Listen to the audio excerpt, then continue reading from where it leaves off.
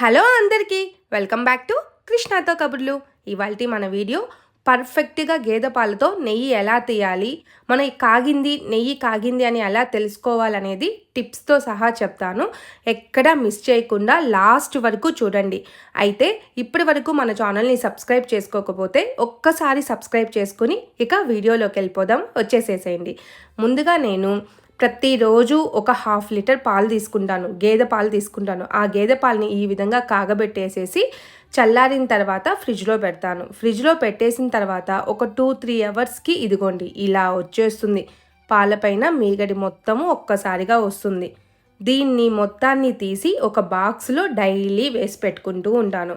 ఆ తర్వాత మిగిలిన పాలతో టీ, కాఫీలు, పెరుగు అలా చేసుకుంటూ ఉంటాము. అయితే ఈ మీగడి మొత్తము వారానికో 10 రోజులకో నాకు ఇలా బాక్స్ అనేది ఫుల్ అయిపోతుంది.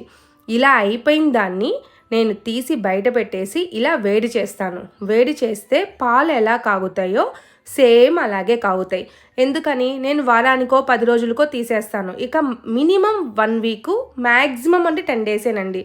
10 డేస్కి మించింది అంటే పాలు అనేది ఇరిగిపోతాయి. కాకపోతే వెన్న అయితే వస్తుంది, కానీ పాలు ఇరిగిపోతాయి. నెయ్యి టేస్ట్ అనేది ఉండదన్నమాట. అందుకని వారానికి 10 రోజులకి డీప్ ఫ్రిడ్జ్లో పెట్టుంటాం కాబట్టి వారం 10 రోజులకైతే బాగుంటుంది.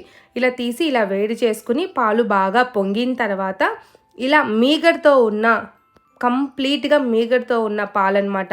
అంటే ఏంటి, 100% మీగడ అంటే దాంట్లో ఏదో 1 or 2% కొన్ని పాలు డ్రాప్స్ పడుతూ ఉంటాయి కదా, అవన్నీ కలిపితే అలా వస్తుంది. అలా వచ్చిన తర్వాత బాగా కాగబెట్టేసి పక్కన పెట్టేసేసేయండి. ఆ తర్వాత అది చల్లారిన తర్వాత మాత్రమే తోడు వేసేసుకోండి. తోడు అంటే తెలుసు కదా అందరికీ, చేమిరి వేసుకోవటం. ఇలా చల్లారిపోయిన తర్వాత గోరువెచ్చలుగా వచ్చిన తర్వాత నేను ఒక్కసారి చెక్ చేస్తున్నాను. వేలు పెట్టి చూస్తే గోరువెచ్చలుగానే ఉంది.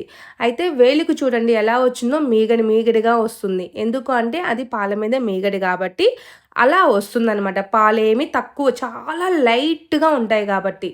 ఆ తర్వాత దాంట్లోకి ఇదిగోండి కొంచెం పెరుగు తీసుకుని అదిగోండి అదే పెరుగుతో నేను దాన్ని చేమిరేసేస్తున్నాను. ఇలా పెరుగు వేసేసి స్పూన్తో అలా కలపండి.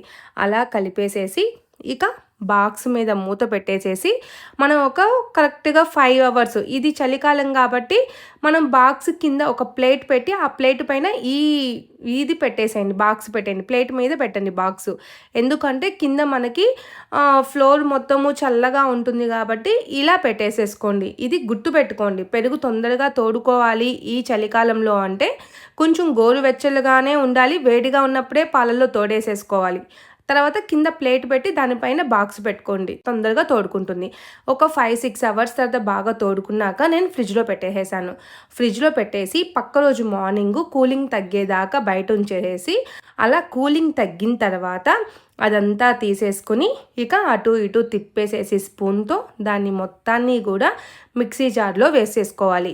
ఏదైనా మిక్సీ జార్లో అయినా వేయండి, లేదంటే విస్కర్తో కానీ మజ్జిగ కవ్వంతో కానీ అలా చిలికేసాము అంటే కూడా తొందరగా మీగడి పడిపోతూ ఉంటుంది, వెన్న వచ్చేస్తుంది అనమాట. చాలా తొందరగా వస్తుంది. చాలామంది అనుకుంటూ ఉంటారు మిక్సీ జార్లో వేస్తే కూడా మాకు వెన్న సరిగ్గా రావటం లేదు అనేసి, లేదంటే లేట్ అవుతుంది అనేసి. అదేమీ ఉండదండి, చాలా సింపుల్గా వెన్న రెడీ అయిపోతుంది. చూడండి ఇదిగోండి మిక్సీ జార్లో వేస్తుంటే ఫస్ట్ మన పెరుగు మజ్జిగ ఎలా వస్తుందో అలా వస్తుంది. ఆ తర్వాత స్లోగా క్రీమీ స్ట్రక్చర్ వచ్చేస్తుంది.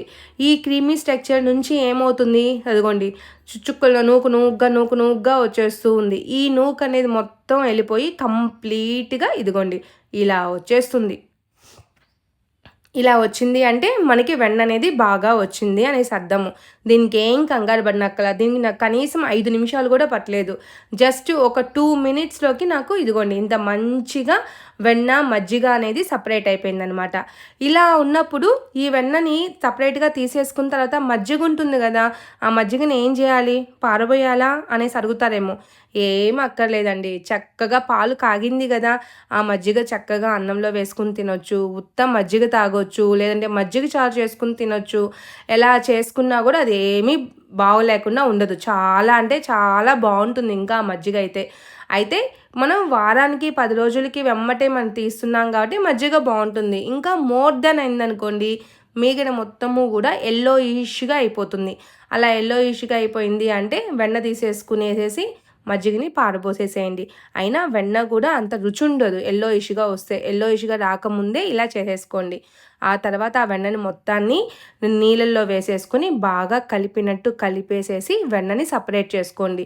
ఎందుకు అంటే ఆ పాలు, పెరుగు మీద ఉండేది ఏదైనా ఉంటే కూడా మొత్తం వెళ్ళిపోయి ఇలా నీట్‌గా వచ్చేసేస్తుందనమాట వెన్న మొత్తము కూడాను. ఆ తర్వాత ఆ నీళ్ళలోది మొత్తము తీస్తే ఇలా వస్తుంది. ఇలా వచ్చిన వెన్న మొత్తాన్ని కూడా సిమ్మర్లో పెట్టేసేసి స్టవ్ ఆన్ చేసేసేయండి. అలా సిమ్మర్లో పెట్టేసేసింది ఆన్ చేసి పక్కకి వెళ్ళిపోకండి. దగ్గరే ఉండి వెన్నని బాగా కాంచండి. అది ఎలా కాంచాలి, ఎక్కడ మిస్ కాకుండా చూడండి. ఎలా కాంచాలి, అది ఎలా కాంచితే పర్ఫెక్ట్‌గా వస్తుంది. నెయ్యి కొంతమందికి కాగబెట్టడం సరిగ్గా తెలీదనమాట. తెలియక మాడగొట్టేసేస్తారు. అంటే నల్లగా మాడిపోతూ ఉంటుందనమాట. అలా మాడిపోకుండా ఎర్రగా చాలా మంచి స్మెల్‌తో భలే ఉంటుందనమాట. అయితే నేను ఇక్కడ ఎందుకు దగ్గరుండమంటున్నాను అంటే, ఇలా పొంగొచ్చినప్పుడు పోతుందనమాట. మనం ఇది ప్యూర్ వెన్న గదా! అలాంటిది పొంగుతూ ఉంటుంది. ఏదో పిచ్చి పిచ్చిగా మనం బయట అమ్మే వెన్నెలు తీసుకొచ్చుకున్నామంటే అది ఇలా పొంగదు. కానీ మన ఇంట్లో చేసుకుంది ఇంత బాగా చక్కగా పొంగి పొర్లి కూడా పాలు పొంగినట్టు పొంగిపోతుంది. అందుకని దగ్గరే ఉండి స్పూన్‌తో అలా కలుపుకుంటూ దగ్గరుండి కాగబెట్టండి. అయితే ఇలా కాగబెట్టేటప్పుడు ఒక సౌండ్ వస్తూ ఉంటుంది.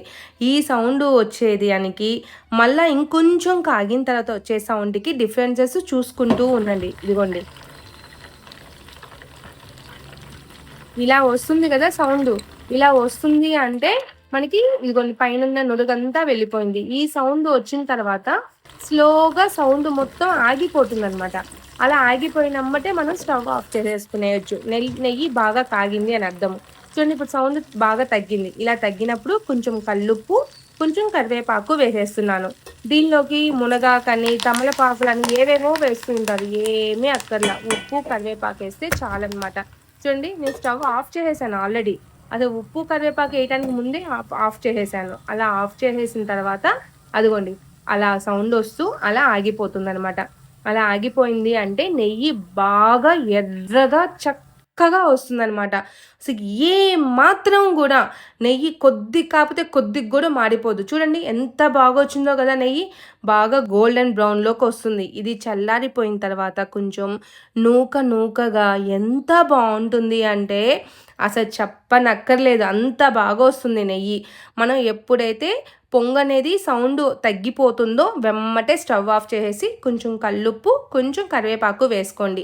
ఇంట్లో ఉండేవే వేసుకోండి. బయట మునగాకు, తమలపాకులు ఇవేమీ అవసరం లేదనమాట. అది గుర్తుపెట్టుకోండి.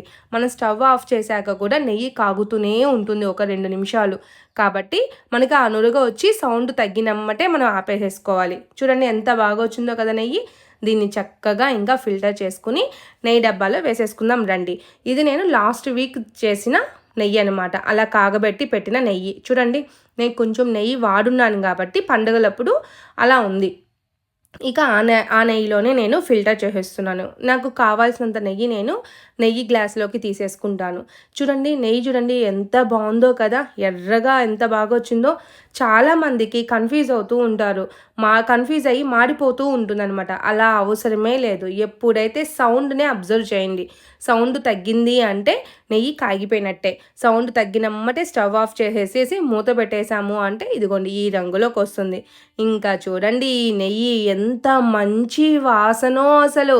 ఇది ఒక నెల కాదు, 2 నెలలు కాదు, ఎన్ని నెలలున్నా కూడా అంతే స్మెల్లు, అంతే టేస్ట్ ఉంటుంది. ఈ నెయ్యిని అలాగే ఫ్రిడ్జ్‌లో పెట్టేసేసాము చల్లారిన తర్వాత అంటే మనకు కావాల్సినప్పుడంతా ఎంత కావాలో అంత ఒక చిన్న గిన్నెలోకో లేదంటే నెయ్యి డబ్బాలోకో తీసుకుని వేడి చేసుకుంటూ వాడుకోవచ్చు.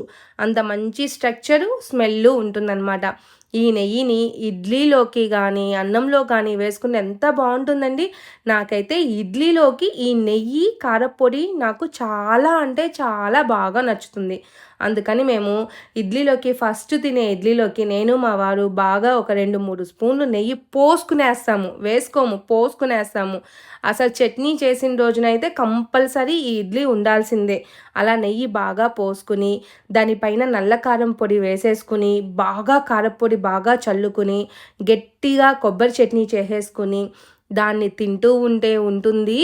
అబ్బబ్బబ్బబ్బా! మౌత్ వాటరింగే అబ్బా చూస్తుంటే కూడా. అసలు ఇడ్లీ చూడండి అదిగోండి అలా ప్రెస్ చేస్తే నెయ్యి చూడండి ఎంత బాగా వస్తుందో అలా పోసుకోవాలి నెయ్యి. దాన్ని తీసి వేడి వేడి ఇడ్లీలో నెయ్యి, కారప్పొడి, కొబ్బరి చట్నీలో అద్దుకొని తింటూ ఉంటే ఒక్కొక్క బైట్ ఉంటుంది. ఆహా! అనిపిస్తుంది. అంత బావుంటుందనమాట. ఆ తర్వాత ఉత్త కారప్పొడితో ఇంకొక బైట్ తింటూ ఉంటే అసలు ఇడ్లీలు ఎన్ని తింటున్నామో కూడా మనకు తెలీదబ్బా! అంత బావుంటుంది. అయితే మీకు ఈ వీడియో నచ్చిందా? ఇంకెందుకు ఆలస్యం? Like, share, subscribe. Until then by.